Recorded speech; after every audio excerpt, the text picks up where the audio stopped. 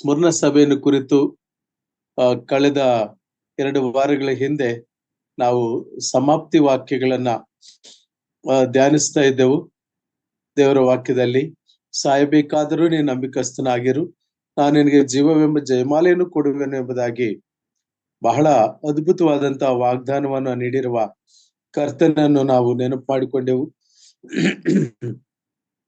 ಸ್ಮರಣ ಸಭೆ ಅತ್ಯಂತ ಶ್ರಮಗಳಲ್ಲಿ, ಕಷ್ಟಗಳಲ್ಲಿ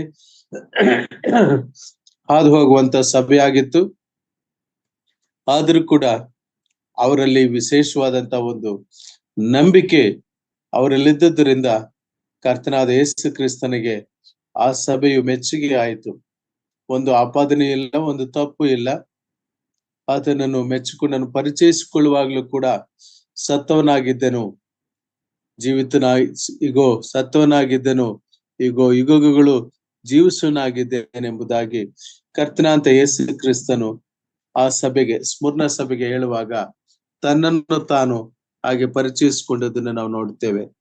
ಸ್ಮರಣ ಸಭೆಯ ದೂತನಿಗೆ ಬರಿ ಎಂಬುದಾಗಿ ಹೇಳುತ್ತಾ ಸತ್ತವನಾಗಿದ್ದು ಜೀವಿತನಾಗಿ ಬಂದ ಆದ್ಯಂತನೂ ಹೇಳುವುದೇನೆಂದರೆ, ನಾನು ನಿನ್ನ ಸಂಕಟವನ್ನು, ನಿನ್ನ ಬಡತನವನ್ನು ಬಲ್ಲೆನು ಎಂಬುದಾಗಿರುವ ಪದಗಳು ಸತ್ಯವೇದದಲ್ಲಿ, ಅದರಲ್ಲಿ ವಿಶೇಷವಾಗಿ ಪ್ರಕಟಣೆ ಗ್ರಂಥದಲ್ಲಿ ಸಭೆಯನ್ನು ಕುರಿತು ಅಡ್ರೆಸ್ ಮಾಡಿ ಕರ್ತನಾದ ಯೇಸು ಕ್ರಿಸ್ತನು ಹೇಳುತ್ತಾ ಬಂದಿರುವುದನ್ನು ನಾವು ಕಾಣ್ತೇವೆ. ಆತನು our God is a great God, he is omniscient, ಸರ್ವಜ್ಞಾನಿ ಆತನು. ಹಾಗಾಗಿ ಸಮಸ್ತವು ಆತನಿಗೆ ತಿಳಿದಿರುವಂತದ್ದಾಗಿರ್ತದೆ. ಎಫೆಸ ಪತ್ರಿಕೆಗೂ ಕೂಡ, ಎಫೆಸ ಸಭೆಗೂ ಕೂಡ ಬರೆಯುತ್ತಾ ಆತನಿನ ಕೃತ್ಯಗಳನ್ನು, ಪ್ರಯಾಸವನ್ನು, ತಾಳ್ಮೆಯನ್ನು ಬಲ್ಲೆನು. He knows. ಎಫೆಸ ಸಭೆಗೆ ಕುರಿತು ಹೇಳುವಾಗ ಆತನು ಸಭೆಗಳ ನಡುವೆ ತಿರುಗಾಡುವ ಆತನು ಎಂಬುದಾಗಿ.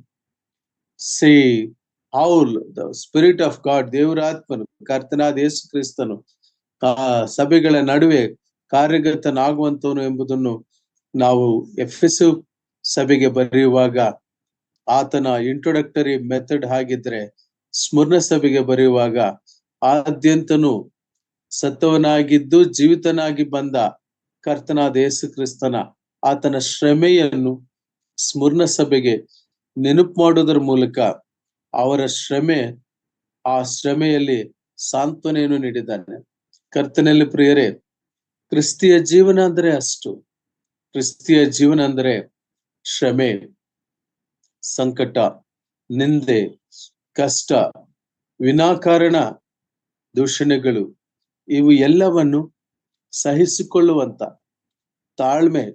ಯೋಬನಲ್ಲಿರುವಂತ ತಾಳ್ಮೆಯನ್ನು ನೀವು ಗಮನಿಸ್ರಿ ಎಂಬುದಾಗಿ ಯಾಕೋಬನ ಹೇಳ್ತಾನೆ. ಹಾಗೆ ಸ್ಮರಣ ಸಭೆಯವರು ಬಹಳಷ್ಟು ಶ್ರಮೆಯನ್ನು ತಾಳ್ಕೊಂಡಿರುವಂತ ಸಭೆ ಆಗಿತ್ತು. ಈಗ ನಾವು ಮುಂದಕ್ಕೆ ಹೋಗ್ತಾ ಇದೀವಿ.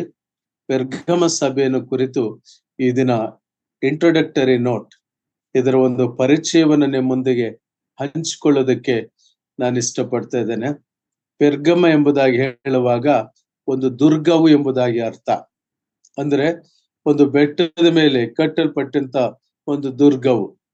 So that is called as Pergamum. English ನಲ್ಲಿ ಪೆರ್ಗಮಮ್ ಎಂಬುದಾಗಿ ಹೇಳ್ತಾರೆ, ಕನ್ನಡದಲ್ಲಿ ಪೆರ್ಗಮ ಎಂಬುದಾಗಿ. ಪೆರ್ಗಮದಲ್ಲಿರುವ ಸಭೆಯ ದೂತನಿಗೆ ಬರೆ. ನಾನು ಪ್ರಿಯ ಸಹೋದರ ಸಹೋದರಿಯವರಲ್ಲಿ ಕೇಳ್ಕೊಳ್ತೇನೆ, ಪ್ರಕಟಣೆ ಗ್ರಂಥ 2ನೇ ಅಧ್ಯಾಯ 12ರಿಂದ 17 ವಚನದವರೆಗೂ ಒಮ್ಮೆ ಓದಿ ಅದರ division of the word of god ಅದನ್ನ ಸರಿಯಾಗಿ ವಿಂಗಡಿಸಿಕೊಂಡು ನಾವು ಲೈನ್ ಬೈ ಲೈನ್ ಅರ್ಥ ಮಾಡಿಕೊಳ್ಳುವ ಪ್ರಯತ್ನ ಮಾಡೋಣ. ಮೊದಲಿನಿಂದ ನಮ್ಮ ಪದ್ಧತಿ ಹಾಗೆ ಇದೆ. ನಾವು ಎಲ್ಲ ಲೈನುಗಳಲ್ಲಿ ಇರುವ ಪದಗಳನ್ನು ಕೂಡ ಬಹಳ ಕ್ಷುಣ್ಣವಾಗಿ, ಬಹಳ ಪರಿಶೀಲನಾತ್ಮಕವಾಗಿ ನಾವು ಅಧ್ಯಯನ ಮಾಡುವಂತ ಆ ದೃಷ್ಟಿಕೋನದಲ್ಲಿ, ಆ ದೃಕ್ಪಥದಲ್ಲಿ ನಾವು ಅಧ್ಯಯನವನ್ನು ಮಾಡ್ತಿದ್ದೇವೆ. ಅದರಿಂದ ಸಹೋದರ ಆಗ್ಲಿ ಸಹೋದರಿಯರಾಗ್ಲಿ ಓದ್ಬೇಕೆಂದು ನಾನು ಕೇಳಿಕೊಳ್ತೇನೆ, ದಯವಿಟ್ಟು. ಪ್ರಕಟಣೆ ಗ್ರಂಥ 2ನೇ ಅಧ್ಯಾಯ 12ರಿಂದ 17 ವಚನ ತನಕ. ಪೆರ್ಗಮದಲ್ಲಿರುವ ಸಭೆಯ ದೂತರಿಗೆ ಹದವಾದ ಇಬ್ಬಾಯಿಕತೆಯನ್ನು ಹಿಡಿದಾತನು ಹೇಳುವುದೇನೆಂದರೆ, ನೀನು ವಾಸವುಳ್ಳ ಸ್ಥಳವನ್ನು ಬಲೆನು, ಅದು ಸೈತಾನನ ಸಿಂಹಾಸನ ಇರುವ ಸ್ಥಳವಾಗಿದೆ. ನೀನು ನನ್ನ ಹೆಸರನ್ನು ಬಿಡದೆ ಹಿಡಿದುಕೊಂಡಿದ್ದಿ. ನೀನು ಇರುವ ಸೈತಾನ ನಿವಾಸದಲ್ಲಿ ನನಗೆ ನಂಬಿಕೆ ಅಂತಿಪನು ದಿನಗಳಲ್ಲಿ ಆದರೂ ನನ್ನಲ್ಲಿಟ್ಟಿರುವ ನಂಬಿಕೆ ನೀನು ಮರೆ ಮಾಡಲಿಲ್ಲ. ಓದಿ ಬ್ರದರ್, ಮುಂದುವರಿಸಿ ಬ್ರದರ್. ಇನ್ನು 17 ಕೆಲವು ವಿಷಯದಲ್ಲಿ ನಿನ್ನ ಮೇಲೆ ತಪ್ಪು ಹೊರಿಸಬೇಕಾಗುತ್ತದೆ. ವಿಗ್ರಹಕ್ಕೆ ನೈವೇದ್ಯ ಮಾಡಿದ ಪದಾರ್ಥಗಳನ್ನು ತಿನ್ನುವುದರಲ್ಲಿಯೂ ಜಾರತ್ವ ಮಾಡುವುದರಲ್ಲಿಯೂ ಇಸ್ರಾಯೇಲರು ಮುಗ್ಗರಿಸಿ ಬೀಳುಬೇಕೆಂದು ಬಿಳಾಮನು ಬಾಲಾಕನಿಗೆ ಹೇಳಿದ ದುರ್ಬೋಧನೆಯನ್ನು ಅವಲಂಬಿಸಿರುವವರು ನಿನ್ನಲ್ಲಿದ್ದಾರೆ. ಹಾಗೆಯೇ ನಿಕೋಲಾಯರ ಬೋಧನೆಯನ್ನು ಅವಲಂಬಿಸುವವರು ನಿಮ್ಮಲ್ಲಿದ್ದಾರೆ. ಆದ್ರಿಂದ ದೇವರ ಕಡೆಗೆ ತಿರುಗಿಕೊಳ್ಳಿದ್ದರೆ ನಾನು ಬೇಗ ನಿನ್ನ ಬಳಿಗೆ ಬಂದು ನನ್ನ ಬಾಯಕತ್ತಿಯಿಂದ ಅವರ ಮೇಲೆ ಯುದ್ಧ ಮಾಡುವೆನು. ದೇವರಾತ್ಮನು ಸಭೆಗಳಿಗೆ ಹೇಳುವುದನ್ನು ಕಿವುಡನು ಕೇಳಲಿ. ಯಾವನು ಜಯ ಹೊಂದುತ್ತಾನೋ ಅವನಿಗೆ ಬಚ್ಚಿಟ್ಟಿರುವ ಮುನ್ನವೆಂಬ ಆಹಾರವನ್ನು ಕೊಡುವೆನು. ಇದಲ್ಲದೆ ಅವನಿಗೆ ಬೀಳುಕಲ್ಲನ್ನು, ಆ ಕಲ್ಲಿನ ಮೇಲೆ ಕೆತ್ತಿದ ಹೆಸರನ್ನು ಕೊಡುವೆನು. ಆ ಹೆಸರನ್ನು ಹೊಂದಿದವನಿಗೆ ಆ ಹೊರತು ಅದು ಇನ್ನಾರಿಗೂ ತಿಳಿಯದು. Thank you brother, thank you ಅಣ್ಣ. ಚೆನ್ನಾಗಿ ವಿವರವಾಗಿ ಓದಿದ್ರಿ. ಕರ್ತನಲ್ಲಿ ಪ್ರಿಯರೇ, ಮೊದಲನೇ 2 ವಾಕ್ಯಗಳಲ್ಲಿ ನಾವು ಗಮನಿಸಿದಾಗ ಕರ್ತನಾದ ಯೇಸು ಕ್ರಿಸ್ತನು ತನ್ನನ್ನು ಪರಿಚಯಿಸಿಕೊಳ್ಳುವ ವಿಧಾನವನ್ನ ನಾವು ನೋಡ್ತೇವೆ. 12ನೇ ವಚನದಲ್ಲಿ, 13ನೇ ವಚನದಲ್ಲಿ ಆ ಸಭೆಯ ಪೆರ್ಗಮ ಸಭೆಯ ಸ್ಥಿತಿಗತಿಗಳನ್ನ, ಪರಿಸ್ಥಿತಿಗಳನ್ನ, ಅವರ ಮನಸ್ಥಿತಿಗಳನ್ನ, ಅವರ ಮನೋಗತಗಳನ್ನ ಅರಿತಂತ ದೇವರು ಎಂಬುದನ್ನ ನಾವು 13ನೇ ವಚನದಲ್ಲಿ ಕಾಣ್ತೇವೆ. ಮತ್ತು 14ನೇ ವಚನಕ್ಕೆ ಬಂದಾಗ ದೇವರು 2 ತಪ್ಪುಗಳನ್ನ ಪೆರ್ಗಮ ಸಭೆ ವಿಷಯದಲ್ಲಿ ಹೇಳುವುದನ್ನು ನಾವು ಕಾಣ್ತೇವೆ. ಎಫೆಸ್ ಸಭೆಯಲ್ಲಿ ಒಂದೇ ತಪ್ಪು ಇತ್ತು, ಅವರು ಆದಿ ಪ್ರೀತಿಯನ್ನು ಬಿಟ್ಟಿದ್ದರು ಎಂಬುದನ್ನು ನಾವು ಗಮನಿಸಿ ನೋಡ್ತೇವೆ. ಎಫೆಸ್ದವರಿಗೆ ಹೇಳುವಾಗ ಪ್ರಕಟಣೆ ಗ್ರಂಥ 2ನೇ ಅಧ್ಯಾಯ 4ನೇ ವಚನದಲ್ಲಿ ನಾವು ಮಾತು ನೋಡ್ತೇವೆ. ಆದರೆ ಮೊದಲು ನಿನಗಿದ್ದ ಪ್ರೀತಿಯನ್ನು ನೀನು ಬಿಟ್ಟಿದ್ದಿ ಎಂದು ನಾನು ನಿನ್ನ ಮೇಲೆ ತಪ್ಪು ಹೊರಿಸಬೇಕಾಗುತ್ತದೆ. ಕರ್ತನಲ್ಲಿ ಪ್ರಿಯರೇ, see the mechanism of our Lord Jesus Christ. ನಮ್ಮ ಕರ್ತನಾದ ಯೇಸು ಕ್ರಿಸ್ತನು ಪತ್ಮೋಸ್ ದ್ವೀಪದಲ್ಲಿ ಯೋಹಾನನ ಜೊತೆಯಲ್ಲಿ ಮಾತನಾಡುವಾಗ ಪ್ರತಿಯೊಂದು ಸಭೆಯನ್ನು ಕೂಡ ಒಂದೇ ಕ್ರಮ ಪದ್ಧತಿಯಲ್ಲಿ ಆತನು ಸಂಬೋಧಿಸುವಂತವನಾಗಿ, ಅದನ್ನ ಸುಧಾರಣೆ ತರುವಂತವನಾಗಿ, ಅದನ್ನ ತಿದ್ದುವಂತವನಾಗಿ, ಬೋಧನೆ ಮಾಡುವಂತವನಾಗಿ ನಾವು ಕಾಣ್ತೇವೆ. ಕರ್ತನಾದ ಯೇಸು ಕ್ರಿಸ್ತನು ಆ ಯೋಹಾನನಿಗೆ ಹೇಳ್ತಾ ಆ ಉತ್ತರವನ್ನು ಬರೆ, ಎಫೆಸ್ ಸಭೆಗೆ ಬರೆ ಮತ್ತು ಸ್ಮರ್ಣ ಸಭೆಗೆ ಬರೆ ಎಂಬುದಾಗಿ ಹೇಳುತ್ತಾ ಮೆಚ್ಚುಗೆಗಳನ್ನು ಮೊದಲು ಹೇಳಿ, ನಂತರ ತಪ್ಪುಗಳನ್ನ ಹೇಳಿ, ಆ ನಂತರ ಆ ತಪ್ಪುಗಳಿಂದ ನಾವು ಮತ್ತೆ ಇಲ್ಲಿ ನಾವು 2ನೇ ಅಧ್ಯಾಯ 15ನೇ ವಚನದ ನಂತರ 16, 17ನೇ ವಚನದಲ್ಲಿ ಅದನ್ನ ಹೇಗೆ ಕ್ರಮಪಡಿಸಿಕೊಳ್ಳಬೇಕು, how to rectify, how to correction ಮಾಡ್ಕೋಬೇಕು ಮತ್ತು ಎಚ್ಚರಿಕೆಗಳು. ಹಾಗಾಗಿ ನಾವಿಲ್ಲಿ ಗಮನಿಸಿ ನೋಡುವಾಗ ಮೊದಲನೇದಾಗಿ ನಾವು ಗಮನಿಸ್ತೇವೆ, ಕರ್ತನಾದ ಯೇಸು ಕ್ರಿಸ್ತನು ಯೋಹಾನನ ಮೂಲಕ ಆಯಾ ನಿರ್ದಿಷ್ಟ ಸಭೆಗಳಿಗೆ ಬರೆಯುವಾಗ ಆತನ ಸಭೆಗೆ ಬರೆಯುವ ಆತನ ಗುಣಲಕ್ಷಣ ಹೇಗಿರ್ತದೆ ಎಂಬುದನ್ನು ಹೇಳಿದನು ಒಂದು ವಿಷಯದಲ್ಲಿ. 2ನೇದಾಗಿ ಆ ಸಭೆಯಲ್ಲಿರುವಂತಹ ಮೆಚ್ಚುಗೆಗಳು, ಅಪ್ರಿಸಿಯೇಷನ್ ಅನ್ನ ಕುರಿತು ಹೇಳಿದರು.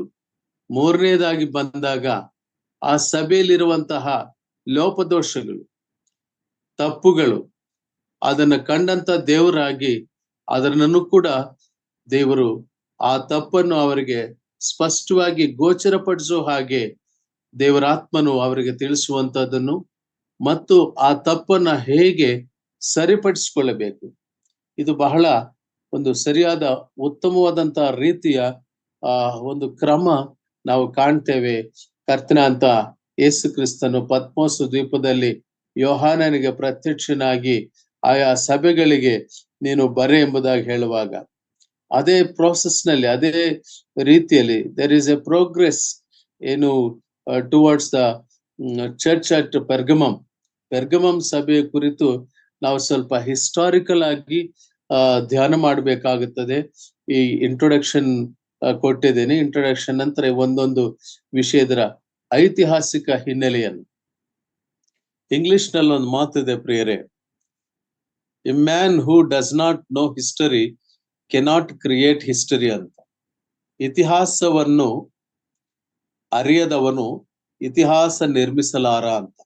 ಅಂದ್ರೆ we have to look back to our history. ನಮ್ಮ ಒಂದು ಹಿಂದಿನ ಚರಿತ್ರೆ ಏನು, ಆ ಹಿಂದಿನ ಒಂದು ಪರಿಸ್ಥಿತಿ ಏನು, ಅದನ್ನ ಒಂದು ಗಮನಿಸ್ಬೇಕು, ಅದನ್ನ ನಾವು ಯೋಚನೆ ಮಾಡ್ಬೇಕು.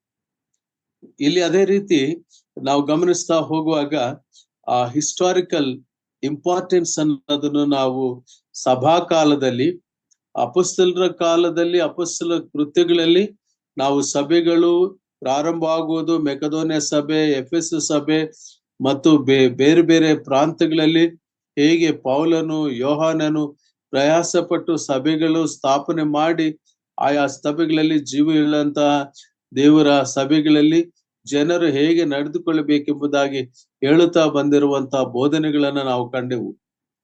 ಹಾಗೆ ನಾವಿಲ್ಲಿ ಗಮನಿಸಿ ನೋಡುವುದಾದರೆ, ಕರ್ತನಾಂತ ಯೇಸು ಕ್ರಿಸ್ತನು ಹೇಳಿದನು, ಆತನು ತನ್ನ ಸ್ವರಕ್ತವನ್ನು ಕೊಟ್ಟು ಸಂಪಾದಿಸಿಕೊಂಡಿರುವಂತಹ ಸಭೆ. ಅಪೊಸ್ತಲ ಕೃತ್ಯ 20ನೇ ಅಧ್ಯಾಯ 28ನೇ ವಚನದಲ್ಲಿ ನಾವು ಮಾತನ್ನು ಕಾಣ್ತೇವೆ. Why our Lord Jesus Christ is so particular about the growth of the assemblies, about the spiritual maturity in the assemblies, about the spiritual condition of the churches. ಸಭೆಗಳ ಆತ್ಮೀಯ ಪರಿಸ್ಥಿತಿಯನ್ನು ಕುರಿತು, ಸಭೆಗಳ ಆತ್ಮೀಯ ದೃಕ್ಪಥವನ್ನು ಕುರಿತು ಏಕೆ ನಮ್ಮ ಕರ್ತನಾದ ಯೇಸು ಕ್ರಿಸ್ತನು ಅಷ್ಟೊಂದು ಚಿಂತನೆ ಉಳ್ಳವನಾಗಿದ್ದಾನೆ, ಆಲೋಚನೆ ಉಳ್ಳವನಾಗಿದ್ದಾನೆ ಎಂಬುದಾಗಿ ಹೇಳುವಾಗ, ಆತನು ಪಾಪಿಗಳಿಗೋಸ್ಕರ ಮಾತ್ರವಾಗಿ ಅಲ್ಲ ತನ್ನ ರಕ್ತವನ್ನು ಸುರಿಸಿದ್ದು, ಕರ್ತನಾದ ಯೇಸು ಕ್ರಿಸ್ತನು ತನ್ನ ಸ್ವರಕ್ತವನ್ನು ಚೆಲ್ಲಿ ಸಂಪಾದಿಸಿಕೊಂಡಿರುವಂತಹ ಸಭೆ. So the church is the bride. ಮೊದಲ ಗೀತಿಯನ್ನು ಕರ್ತನಾಂತ ಯೇಸು ಕ್ರಿಸ್ತನು ಸಭೆಯನ್ನು ಸಂಪಾದಿಸಿಕೊಂಡಿರುವಂತ ಈ ಸಭೆಯ ವಿಷಯದಲ್ಲಿ ಆತನು ಎಚ್ಚರಿಕೆಗಳನ್ನು ನೀಡುತ್ತಾ ಇರುವಂತದ್ದು ನಾವು ಕಾಣ್ತೇವೆ. ಆ ಎಚ್ಚರಿಕೆಗಳು ನೀಡುವ ವಿಧಾನ, ಆ ಮೆಥಾಡಿಕಲ್ ಅಪ್ರೋಚ್ ನಾವು ಗಮನಿಸ್ತಾ ಬಂದೆವು ಪ್ರಿಯರೇ. ಅದಕ್ಕೋಸ್ಕರವಾಗಿ ನಾವು ನೋಡ್ತೇವೆ, ನಮ್ಮ ಕರ್ತನಾಂತ ಯೇಸು ಕ್ರಿಸ್ತನು ಈ ಮಾತುಗಳನ್ನ ಹೇಳುವಾಗ ಆತನು ತನ್ನನ್ನು ಪರಿಚಯಿಸಿಕೊಂಡಿದ್ದು 12ನೇ ವಚನಕ್ಕೆ ನಾನು ಬರ್ತೇನೆ. ಪೆರ್ಗಮದಲ್ಲಿರುವ ಸಭೆ ದೂತನಿಗೆ ಬರೆ, 12ನೇ ವಚನ, 2ನೇ ಅಧ್ಯಾಯ, ಪ್ರಕಟಣೆ 2:12.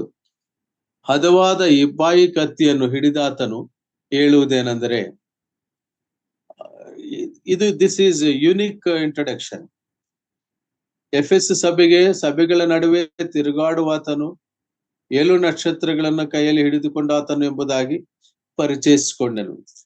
ಸ್ಮರ್ಣ ಸಭೆಯಲ್ಲಿ ತನ್ನನ್ನು ತಾನು ಪರಿಚಯಿಸಿಕೊಳ್ಳುವಾಗ, ಸತ್ತವನಾಗಿದ್ದನು ಜೀವಿತನಾಗಿ ಬಂದ ಆದ್ಯಂತನು ಹೇಳುವುದೇನೆಂದರೆ ಎಂಬುದಾಗಿ ತನ್ನನ್ನು ತಾನು ಪರಿಚಯಿಸಿಕೊಂಡನು ಕರ್ತನಾದ ಯೇಸು ಕ್ರಿಸ್ತನು. ಆದರೆ ನಾವು ಈಗ ಪೆರ್ಗಮ ಸಭೆ ಕುರಿತು ಹೇಳುವಾಗ ಆತನು ಹೇಳಿರುವಂತದ್ದು, ಹದವಾದ ಇಬ್ಬಾಯಿಯ ಕತ್ತಿಯನ್ನು ಹಿಡಿದಾತನು. ಇಬ್ಬಾಯಿಯ ಕತ್ತಿ ಹಿಡಿದು ಆತನು ಎಂಬುದನ್ನು ನಾವು ಇಲ್ಲಿ ಗಮನಿಸಿ ನೋಡುವಾಗ, ಯಾಕೆ ಕರ್ತನಾದ ಯೇಸು ಕ್ರಿಸ್ತನು ಇಬ್ಬಾಯಿಯ ಕತ್ತಿಯನ್ನು ಹಿಡಿದವನಾಗಿ ತನ್ನನ್ನು ಪ್ರದರ್ಶಿಸಿಕೊಂಡನು ಅಥವಾ ತನ್ನನ್ನು ಪ್ರತ್ಯಕ್ಷಪಡಿಸಿಕೊಂಡನು, ತನ್ನನ್ನು ಹೇಗೆ ಪ್ರಕಟಪಡಿಸಿಕೊಂಡನು ಎಂಬುದಾಗಿ ಹೇಳುವಾಗ, ನಾವು ಈಗ ಹಿಸ್ಟರಿಗೆ ಹೋಗ್ಬೇಕಾಗ್ತದೆ, ರೋಮ್ ಚರಿತ್ರೆಗೆ ಹೋಗ್ಬೇಕಾಗುತ್ತದೆ. ರೋಮನ್ ಚರಿತ್ರೆಯಲ್ಲಿ, ರೋಮ್ ಕಾಲದಲ್ಲಿ, ಮೊದಲನೇ ಶತಮಾನದಲ್ಲಿ ಒಂದು ಇಂಗ್ಲಿಷ್ ನಲ್ಲಿ ಒಂದು ನಾನುಡಿ ಇತ್ತು, all roads lead to Rome.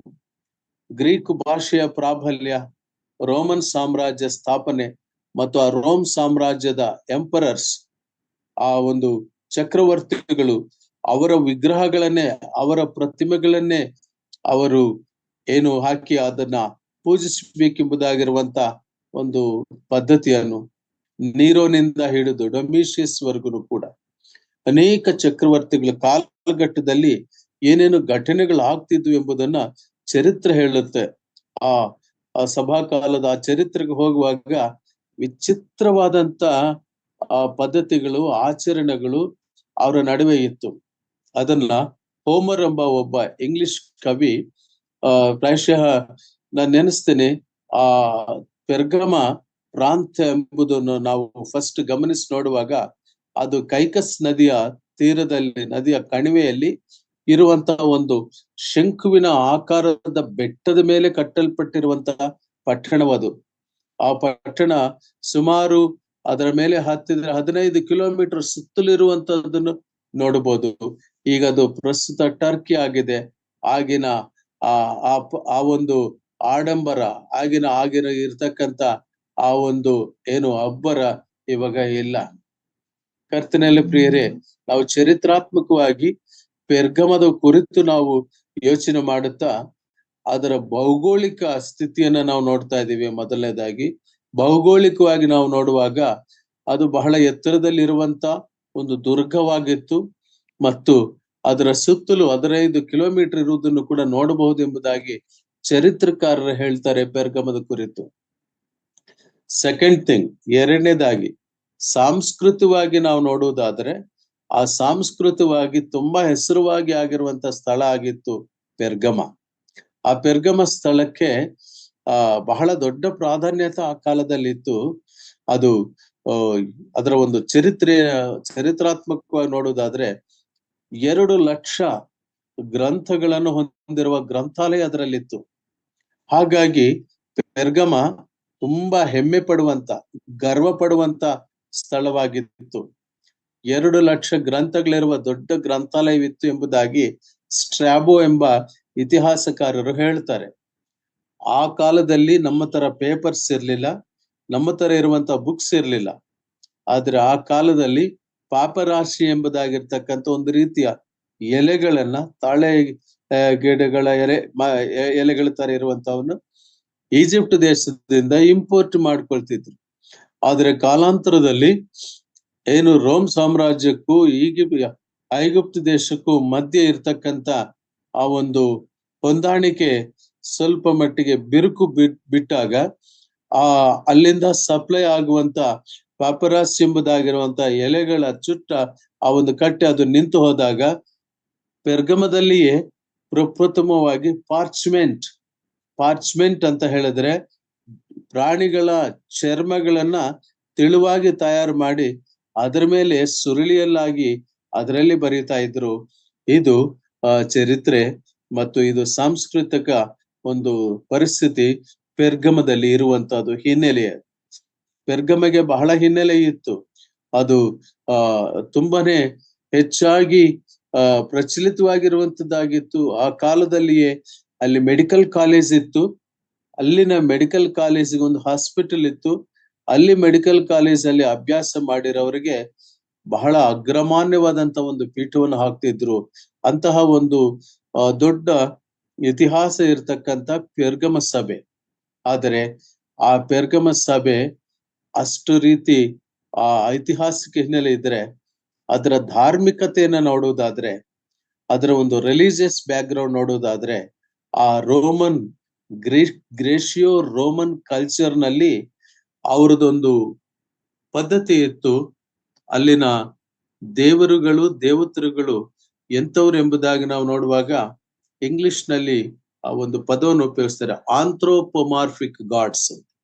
ಅಂದ್ರೆ ಆ ಕಾಲಘಟ್ಟದಲ್ಲಿ ಅವರು ಉಪಯೋಗಿಸಂತ ಅವರು ಪೂಜಿಸ್ತಕ್ಕಂತ ದೇವರುಗಳು, ಒಂದು ದೇವತೆ ಅಪೋಕ್ಲಿಪಿಸ್ ಎಂದದ್ದು ಆಕಾಶದಿಂದ ಬಿದ್ದಿರುವಂತಹ ದೇವತೆಯಾಗಿದೆ ಎಂಬುದಾಗಿ, ಮತ್ತು ಒಂದು ಸರ್ಪದ ದೇವತೆ ಅಂದ್ರೆ ಜೀವಂತ ಇರುವ ಹಾವುಗಳನ್ನ ಅವಕ್ಕೆ ಟ್ರೈನಿಂಗ್ ಕೊಟ್ಟು ಮುಗ್ಧ ಜನರು ಅವುಗಳ ಮುಂದೆ ಹೋಗಿ ಅವುಗಳನ್ನ ಆರಾಧಿಸ್ತಾ ಇದ್ರು. ಆದ್ರೆ ಅವು ಏನು ಮಾಡದ ಹಾಗೆ ಅದಕ್ಕೆ ಟೇಮ್ ಮಾಡಿರ್ತಿದ್ರು. ಸೊ ಈ ತರ ಒಂದು ವಿಗ್ರಹಾರಾಧನೆಯೇ ಅತ್ಯಂತ ಹೆಚ್ಚಾಗಿರ್ತಕ್ಕಂಥ ಸ್ಥಳ ಆಗಿತ್ತು.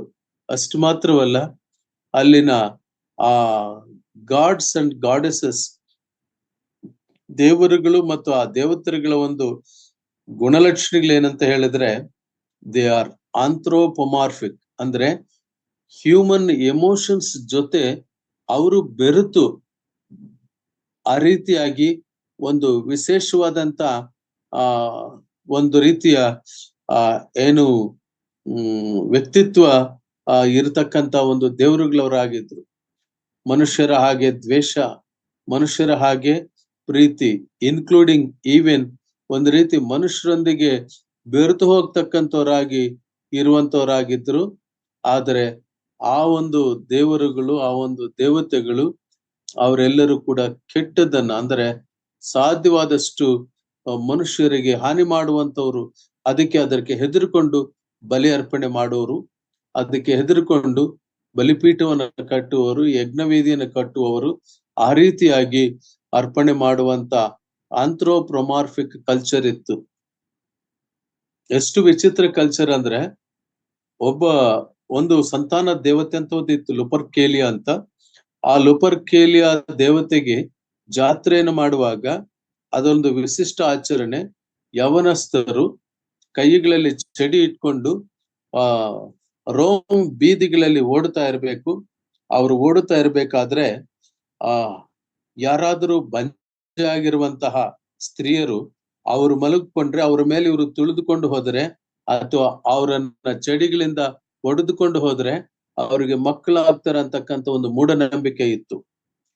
ಈ ಒಂದು ಮೌಢ್ಯತೆ ಇರುವಂತಹ, ಅತ್ಯಂತ ಮೌಢ್ಯತೆ ತುಂಬಿರುವಂತಹ ಆಂಥ್ರೋಪೊಮಾರ್ಫಿಕ್ ಕಲ್ಚರ್ ಇರುವಂತ ಆ ರೋಮನ್ ಗ್ರೇಷಿಯೋ ಕಾಲಘಟ್ಟದಲ್ಲಿ ಕ್ರೈಸ್ತರು ಕೂಡ ಇದ್ದರು ಪ್ರಿಯರೇ. ಅದಕ್ಕೆ ಯಾವ ಒಂದು ಆಚರಣೆಗೂ ಕೂಡ ಹೋಗದೆ ಇರುವಂತ ಒಂದು ವಿಶೇಷವಾದಂತ ವಿಶ್ವಾಸಿಗಳ ಗುಂಪು ಇತ್ತು. ನಾವು ಅದನ್ನ ಈಗ ಗಮನಿಸ್ಲಿಕ್ಕೆ ಹೋಗ್ತಾ ಇದೀವಿ. ಇದು ಪೆರ್ಗಮ ಪೆರ್ಗಮ ಸಭೆಯ ಇರುವಂತಹ ಸ್ಥಳದ ಭೌಗೋಳಿಕ, ಐತಿಹಾಸಿಕ, ಧಾರ್ಮಿಕ, ಸಾಂಸ್ಕೃತಿಕ ಹಿನ್ನೆಲೆ. ಈಗ ನಾವು ವಾಕ್ಯಕ್ಕೆ ಹೋಗೋಣ. ಅಂತ ಕಡೆಯಲ್ಲಿ ಕೂಡ ನಾವು ನೋಡುವುದೇನೆಂದ್ರೆ, ದಯಮಾಡಿ ಗಮನಿಸಿ 13ನೇ ವಚನದಲ್ಲಿ, ಹದವಾದ ಇಬ್ಬಾಯಿ ಕತ್ತಿಯನ್ನು ಹಿಡಿದಾತನು ಹೇಳುವುದೇನೆಂದ್ರೆ, ನೀನು ವಾಸ ಮಾಡುವ ಸ್ಥಳವನ್ನು ಬಲ್ಲೆನು, ಅದು ಸೈತಾನನ ಸಿಂಹಾಸನವಿರುವ ಸ್ಥಳವಾಗಿದೆ. ನೀನು ನನ್ನ ಹೆಸರನ್ನು ಬಿಡದೆ ಹಿಡಿದುಕೊಂಡಿದ್ದಿ. ನೀನು ಇರುವ ಸೈತಾನನ ನಿವಾಸದಲ್ಲಿ ನನಗೆ ನಂಬಿಕಸ್ಥನೋ ಸಾಕ್ಷಿಯೂ ಆದ ಅಂತಿಪನನು ಕೊಲ್ಲಲ್ಪಟ್ಟ ದಿನಗಳಲ್ಲಿ ಯಾದರೂ ನನ್ನಲ್ಲಿಟ್ಟಿರುವ ನಂಬಿಕೆಯನ್ನು ನೀನು ಮರೆ ಮಾಡಲಿಲ್ಲ. That was the great certificate our Lord Jesus Christ is giving to the church of Pergama. ಪೆರ್ಗಮ ಸಭೆಯಲ್ಲಿ ಒಂದು ಭಯಾನಕವಾದ ಹತಸಾಕ್ಷಿಯ ಸಂಘಟನೆ ಆಯ್ತು ಪ್ರಿಯರೇ. ಅದು ಬರೋದಕ್ಕಿಂತ ಮುಂಚೆ ನಾವು ಒಂದು ಸಂಗತಿ ನೋಡೋಣ. ನೀನು ವಾಸ ಮಾಡುವ ಸ್ಥಳವನ್ನು ಬಲ್ಲೆನು.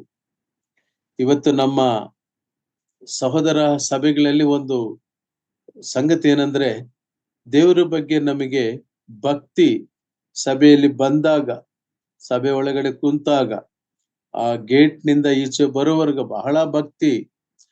ಆದ್ರೆ ನಮ್ಮ ಜೀವನದಲ್ಲಿ ಭಯನೇ ಇರಬೇಕು. ಭಯ, ಭಕ್ತಿ. ಬಲಹೀನತೆ ಇರಬಹುದು, ಆದ್ರೆ ಬಲಹೀನತೆಯಿಂದ ಎದ್ದು ಬರಬೇಕು. ಸಾಮಾನ್ಯವಾಗಿ ಬರುವಂತ ಚಿಕ್ಕ ಚಿಕ್ಕ ಮನಸ್ತಾಪ, ಸಣ್ಣ ಸಣ್ಣ ಕೋಪ, ಸಣ್ಣ ಸಣ್ಣ ಏನು ಬಲಹೀನತೆ ವೈಯಕ್ತಿಕ, ಅವು ಎಲ್ಲವುಗಳಿಂದ ತಕ್ಷಣನೇ ಚೇತರಿಸಿಕೊಂಡು ದಿನಂಪ್ರತಿ ಕರ್ತನಾದ ಯೇಸು ಕ್ರಿಸ್ತನ ಪಾದದ ಬಳಿ ಬಂದು ನಮ್ಮ ಅನುದಿನ ಜೀವನದಲ್ಲಿ ಭಯವನ್ನು, ಭಕ್ತಿಯನ್ನು ಎರಡನ್ನೂ ಬೆಳೆಸ್ಕೊಳ್ಬೇಕು ಕರ್ತನಲ್ಲಿ ಪ್ರಿಯರೇ. ಹಾಗೆ ಆ ಭಯಭಕ್ತಿಯನ್ನ, ಭಯವು ಇಲ್ಲದೆ ಇರುವಂತ ಸಂದರ್ಭಗಳನ್ನ ನಾವು ಎಷ್ಟೋ ಕಾಣ್ತೇವೆ ಆದ್ರೆ ಹೊರಗಡೆ ಹೋದಾಗ. ಬಟ್ ಇಲ್ಲಿ ಹಾಗಲ್ಲ. ಆ ಸಭೆಯವರು ಹೇಗೆ ಎಷ್ಟು ಡೆಡಿಕೇಶನ್, ಎಷ್ಟು ಕಮಿಟ್ಮೆಂಟ್ ಅಲ್ಲಿ ಇದ್ರಂದ್ರೆ, 13ನೇ ವಚನ ಕೊನೆ ಭಾಗ ನಾನು ಓದ್ತಾ ಇದ್ದೀನಿ. ನೀನು ವಾಸ ಮಾಡುವ ಮೊದಲನೇ ಭಾಗ, ನೀನು ವಾಸ ಮಾಡುವ ಸ್ಥಳವನ್ನು ಬಲ್ಲೆನು. ನಾವು ಅಂದ್ಕೊಳ್ತೇವೆ ಚರ್ಚ್ನಲ್ಲಿ ಇರುವಾಗ ಮಾತ್ರ ನಮ್ಮ ದೇವರು ನಮ್ಮನ್ನು ಬಲ್ಲವನು ಎಂಬುದಾಗಿ. ಅಲ್ಲ, ನಾವೆಲ್ಲಿದ್ದರೂ ಕೂಡ ದೇವರು ನಮ್ಮನ್ನ ಕಾಣ್ತಾನ, ಕಾಣಲ್ವಾ? ಪ್ರಶ್ನೆ ನಾನು ಸಭಿಕರ ಕೇಳ್ತಾ ಇದ್ದೀನಿ. ಮೊಬೈಲ್ ಅಲ್ಲಿ ಜಾಯಿನ್ ಆಗಿದ್ದೀರಲ್ಲ, ಅನ್ಮ್ಯೂಟ್ ಮಾಡಿ ಯಾರಾದ್ರೂ ಹೇಳ್ಬೋದು.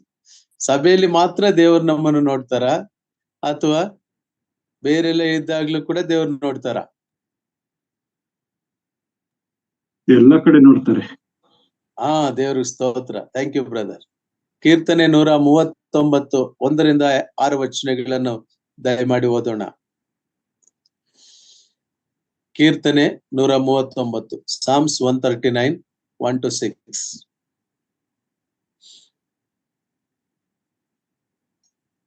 ದಾವೀದನು ಈ ಮಾತನ್ನ ಹೇಳ್ತಾನೆ.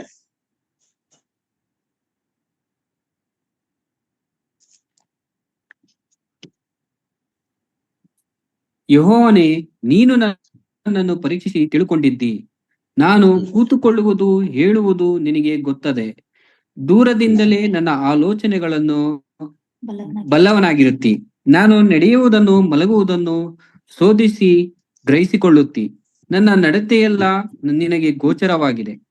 ಯೆಹೋವನೇ, ನನ್ನ ನಾಲಿಗೆಯ ಮಾತುಗಳಲ್ಲಿ ನೀನು ಅರಿಯದೇ ಇರುವಂತದ್ದು ಒಂದೂ ಇಲ್ಲ. ಸುತ್ತಲೂ ನನ್ನ ಆವರಿಸಿ ನಿನ್ನ ಕೈಯನ್ನು ನನ್ನ ಮೇಲೆ ಇಟ್ಟಿದ್ದಿ. ಇಂಥ ಜ್ಞಾನವು ನನಗೆ ಬಹು ಆಶ್ಚರ್ಯವಾಗಿದೆ. ಅದು ಉನ್ನತವಾದದ್ದು, ನನಗೆ ನಿಲುಕುವುದಿಲ್ಲ. ನನಗೆ ಇದು ನಿಲುಕುವುದಿಲ್ಲ.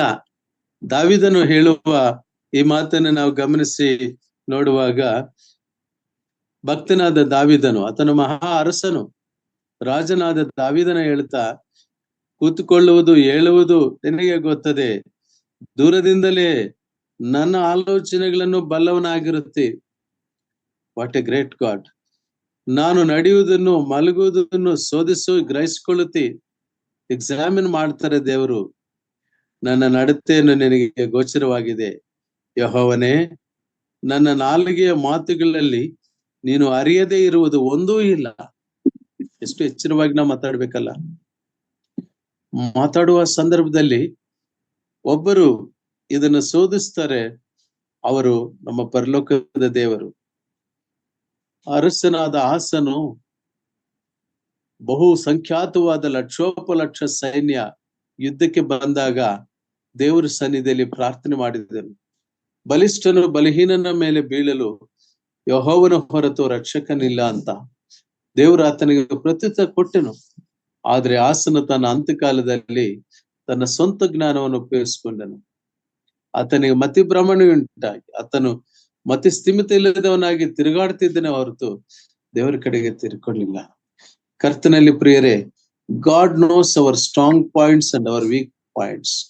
God knows our abilities and our challenges. ಈ ಎಲ್ಲದರ ನಡುವೆ ನಮ್ಮ ದೇವರು ಪ್ರತಿಯೊಬ್ಬರ ಇತಿಮಿತಿಗಳನ್ನ, ಸ್ಥಿತಿಗತಿಗಳನ್ನ, ಮನಸ್ಥಿತಿಗಳನ್ನ, ಪರಿಸ್ಥಿತಿಗಳನ್ನ ಬಲ್ಲವನಾಗಿದ್ದು ನಡ್ಸ್ಕೊಂಡು ಬರೋನಾಗಿದ್ದ.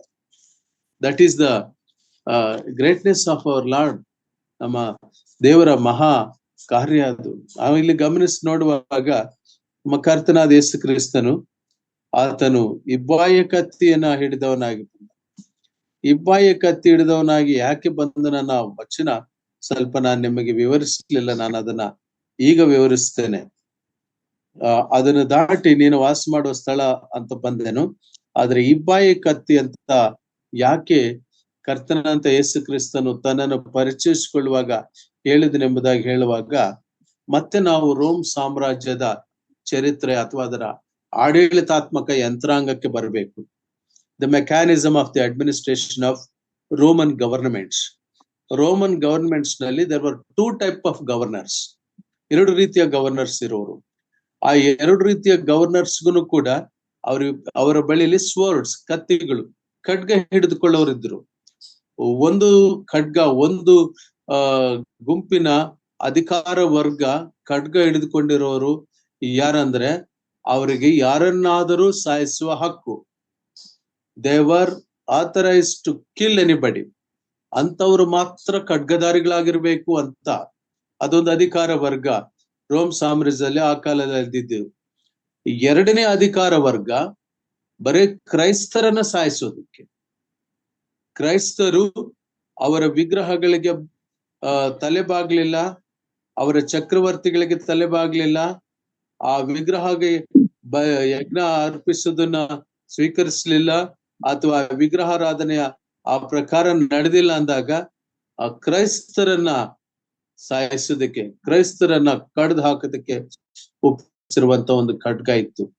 ಈ 2 ಖಡ್ಗಗಳು ತೆಗೆದುಕೊಂಡಿರುವಂತಹ ಸರ್ಕಾರ ಅಲ್ಲಿದ್ದರೆ, ಆ ಸರ್ಕಾರಕ್ಕಿಂತ ಪರಮಾಧಿಕಾರ ಇರುವಂತ ಕರ್ತನಾದ ಯೇಸು ಕ್ರಿಸ್ತನ ಆ ಒಂದು ಇಬ್ಬಾಯಿಯ ಕತ್ತಿ, ಇಬ್ರಿಯ ಪತ್ರಿಕೆ 4ನೇ 17ನೇ ವಚನದಲ್ಲಿ ನಾವು ನೋಡ್ತೀವಲ್ಲ, ಅಂತ ಒಂದು ಏನು ವಾಕ್ಯವೆಂಬ ಇಬ್ಬಾಯಿಯ ಕತ್ತಿ ಹಿಡಿದವನ ಆತನು ಸರ್ವಾಧಿಕಾರಿಯಾಗಿರುವಂತವನು ಎಂಬುದನ್ನ ಆತನು ತನ್ನನ್ನು ಪರಿಚಯಿಸಿಕೊಳ್ತಾ ಹೇಳ್ತಾ, ನೀನು ವಾಸ ಮಾಡುವ ಸ್ಥಳವನ್ನು ಬಲ್ಲೆನು, ಅದು ಸೈತಾನನ ಸಿಂಹಾಸನವಿರುವ ಸ್ಥಳವಾಗಿದೆ.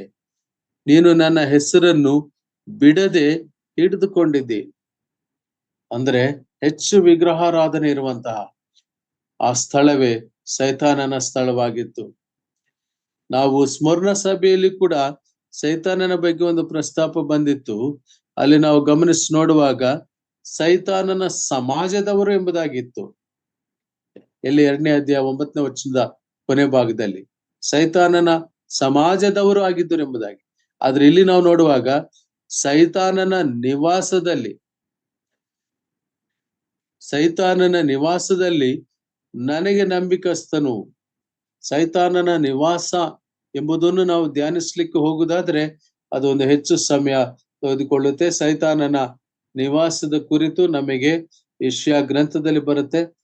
ಅವನು ಉನ್ನತ ಪರ್ವತದಲ್ಲಿ ದೇವರಿಗಿಂತ ಹೆಚ್ಚಾದ ಸ್ಥಾನದಲ್ಲಿ ಇರ್ಬೇಕೆಂಬುದಾಗಿ ಮನಸ್ಸಿನಲ್ಲಿ ಊಹೆ ಮಾಡಿಕೊಂಡಾಗ, ಗರ್ವಪಟ್ಟಾಗ ಆತನು ನೆಲಕ್ಕೆ ಹಾಕಲ್ಪಟ್ಟ.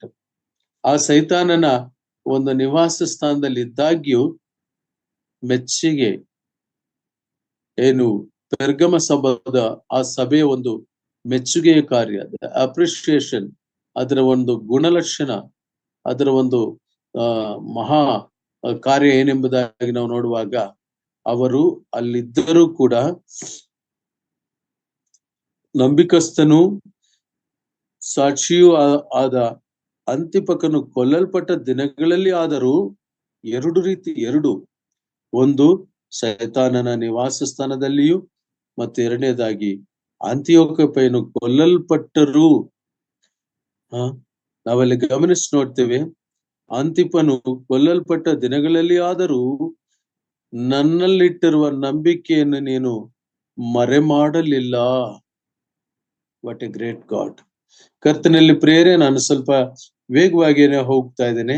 ಯಾಕೆಂಬುದಾಗಿ ಹೇಳುವಾಗ ಈ ಪದಗಳು ನಮಗೆ ಪರಿಚಯ, ಈ ಅಧ್ಯಯನದ ವಿಧಾನ ನಮಗೆ ಪರಿಚಯ, ಹಾಗಾಗಿ ತಡೆ ಮಾಡುವ ಅವಶ್ಯಕತೆ ಬರುವುದಿಲ್ಲ. ಇಲ್ಲಿ ನಾವು ಗಮನಿಸಿ ನೋಡುವಾಗ ಅಂತಿಪ ಅನ್ನೋನು ಹತಸಾಕ್ಷಿ ಆಗ್ತಾನೆ. ಪೆರ್ಗಮದಲ್ಲಿರುವಂತಹ ಮೊದಲನೇ ಹತಸಾಕ್ಷಿ ಈತ. ಆತನ ನಂತರ ಕೆಲವರು ಹತಸಾಕ್ಷಿಗಳಾಗ್ತಾರೆ. ಆತನನ್ನ ಕೊಂದಿರುವಂತಹ ರೀತಿ ಹೇಗಂದ್ರೆ ಬಹು ಭಯಾನಕವಾಗಿ, ಬಹಳ ಹಿಂಸಾತ್ಮಕವಾಗಿ ಕೊಂದರು ಪ್ರಿಯರೇ. He was kept in a bronze bull, ಅಂದ್ರೆ ಒಂದು ಹಿತ್ತಾಳೆಯ ಲೋಹದ ಹಸುವಿನ ಹೊಟ್ಟೆ ಒಳಗಡೆ, ಹಸುವಿನ ಒಳಗಡೆ ಅವನನ್ನಿಟ್ಟು ಬೆಂಕಿ ಹಚ್ಚಿದ್ರು. ಆ ಶಾಖಕ್ಕೆ, ಆ ಹವೆಗೆ ಅದರ ಒಳಗಡೆನೆ ಆತ ಮೆಲ್ಟ್ ಆಗಿ ಹೋಗುವ, ಆ ನೋವು ಪಡ್ತಾ, ನೋವು ತಿಂದುಕೊಳ್ತಾ, ಯಾಕಂದ್ರೆ ವಿಗ್ರಹಕ್ಕೆ ನಾನು ಕೈ ಮುಗಿಯುವುದಿಲ್ಲ, ನನ್ನ ಕರ್ತನಾದ ಯೇಸು ಕ್ರಿಸ್ತನನ್ನ ನಾನು ಬಿಡುವುದಿಲ್ಲ. ಆ ಕ್ರಿಸ್ತ ನಂಬಿಕೆಯನ್ನು ಕಾಪಾಡಿಕೊಳ್ಳುವಾಗ ಅಷ್ಟರ ಮಟ್ಟಿಗೆ ಅವರು ಬೆಲೆ ತೆತ್ತರು, ಪ್ರಾಣವನ್ನು ಕೊಡೋದಕ್ಕೂ ಕೂಡ ಹಿಂಜರಿಲಿಲ್ಲ ಪ್ರಿಯರೇ. That was the challenging spirit of the first century Christians. ಇವತ್ತು ನಮಗೆ ಸುವಾರ್ತೆ, ಇವತ್ತು ನಮಗೆ ಸಭೆಗಳಲ್ಲಿ ಇಷ್ಟು ಸ್ವಾತಂತ್ರ್ಯ, ಇವತ್ತು ನಮಗೆ ಸಭೆಗಳಲ್ಲಿ ವಾಕ್ಯವು ಇಷ್ಟು ಹೇರಳವಾಗಿ, ಇಷ್ಟು ವಿಸ್ತಾರವಾಗಿ ಸಿಗ್ತಾ ಇದೆ ಅಂದ್ರೆ ಅನೇಕ ಗೋಧಿ ಕಾಳಿಗಳು ನೆಲಕ್ಕೆ ಬಿದ್ದು ಸತ್ತವು ಪ್ರೇರೆ. ಅನೇಕರು ರಕ್ತಸಾಕ್ಷಿಗಳಾದರು, ಅನೇಕರು ಹತಸಾಕ್ಷಿಗಳಾದರು, ಬಾಯಿ ತೆಗೆಯಲಿಲ್ಲ ಅವರು.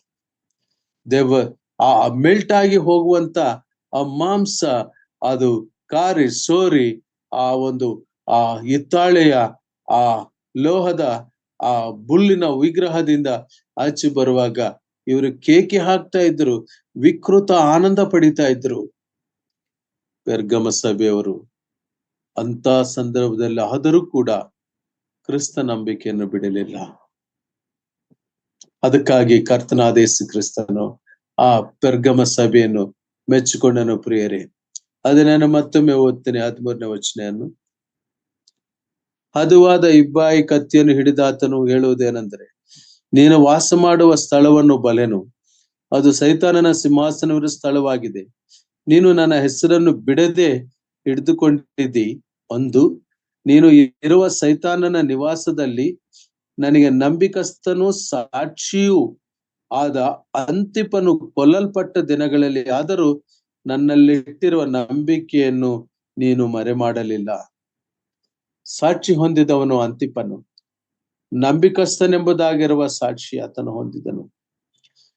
ಆತನು ನಂಬಿಕಸ್ಥನು, ಸಾಕ್ಷಿಯಾಗಿ ಆತನು ಕೊಲ್ಲಲ್ಪಟ್ಟನು. ಪ್ರಿಯರೇ, ನನ್ನ ಈ ಒಂದು ಆಲೋಚನೆಯನ್ನು ಈ ಮೊದಲನೆಯ ಪೆರ್ಗಮ ಸಭೆಗೆ ಸಂಬಂಧಪಟ್ಟಂತ ಈ ಒಂದು ತರಗತಿಯಲ್ಲಿ ನಾವು ಕೆಲವು ಸಂಗತಿಗಳನ್ನ ಧ್ಯಾನಿಸ್ತಾ ಬಂದೆವು. ಪೆರ್ಗಮ ಎಂಬುದಾಗಿ ಹೇಳುವಾಗ ದುರ್ಗ ಎಂಬುದಾಗಿ, ಪೆರ್ಗಮ ಎಂಬುದು ಹಿಸ್ಟಾರಿಕಲಿ ಪ್ರಾಧಾನ್ಯತೆ ಇರುವಂತ ಸ್ಥಳ.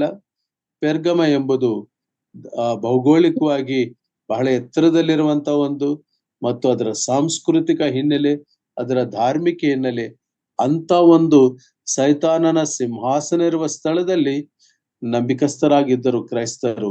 ಅದರಲ್ಲಿ ಅಂತಿಪನು ಆತನು ಹತಸಾಕ್ಷಿಯಾಗಿದ್ದನು. ಅಂತ ಸಂದರ್ಭದಲ್ಲಿ ಕೂಡ ಕರ್ತನಾದ ಯೇಸು ಕ್ರಿಸ್ತನ ಹೆಸರನ್ನು ಮರೆಮಾಚಲಿಲ್ಲ. ಅದು ಪೆರ್ಗಮ ಸಭೆಗಿರುವ ಹೆಗ್ಗಳಿಕೆ. ದೇವರ ನಾಮಕ್ಕೆ ಸ್ತೋತ್ರವಾಗಲಿ.